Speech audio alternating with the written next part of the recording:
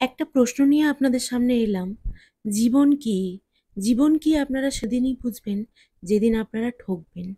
আবারও সেদিন বুঝবেন যেদিন আপনারা একদম উপর থেকে মাটিতে নামবেন। মানে যেদিন আপনাদের হয়তো মনের মধ্যে একটু অহংকার চলে আসবে এবং সেই অহংকার যেদিন ভেঙে যাবে, যখন চারিদিকটা মনে হবে শূন্য, আবারও নতুন করে নিজেকে তৈরি করবেন, নিজেকে নতুন চোখে দেখবেন, সেদিনই বুঝতে পারবেন জীবন কি।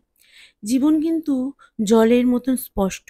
আবার জীবন কারো, কারো কাছে অনেক কঠিন। কঠিনতা পার করে যে সঠিক পথে নিজেকে চালনা করতে পারবে, সেই কিন্তু জীবনের ভাগীদার। সেই কিন্তু আসল জীবনের পরিপূরক।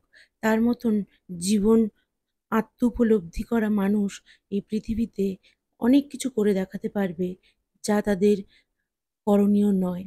এমন অনেক মানুষ আছেন যারা না কিছু শিখেও দুনিয়াকে অনেক কিছু শেখাচ্ছেন। যারা জানেই না মোটিভেশন কী, যারা জানেই না উম অন্যকে সাহায্য করা কী, যারা জানেই না ভালো কী মন্দ কী। কিন্তু দেখুন, তারাই আবার সমাজে ভালোর জন্য, কল্যাণের জন্য নিজেকে অর্পণ করেছেন। অনেক মানুষ আছে খারাপ, তার মধ্যে যে অল্প ভালোর সংখ্যা আছে, তারাই কিন্তু পৃথিবীটাকে সুন্দর করে রেখেছে।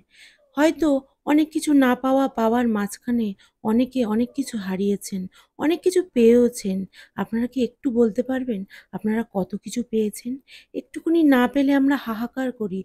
একটুকুনি হারিয়ে ফেললে আমরা কত কষ্ট পাই, কত দুঃখ পাই, নিজেদেরকে যন্ত্রণার মধ্যে দিয়ে নিয়ে যাই। কিন্তু ভাবুন তো, পৃথিবী আমাদের কত কিছু দিয়েছে, কত কিছু আমাদের সঙ্গী হয়েছে, তবেই আমরা আজ বাঁচতে পেরেছি, বেঁচে আছি। ভাবুন তো, আমরা কত কিছু নিয়ে সময়ের কাছে, জীবনের কাছে থ্যাঙ্কফুল। ভালো মন্দ যাই হোক, I always thankful my life.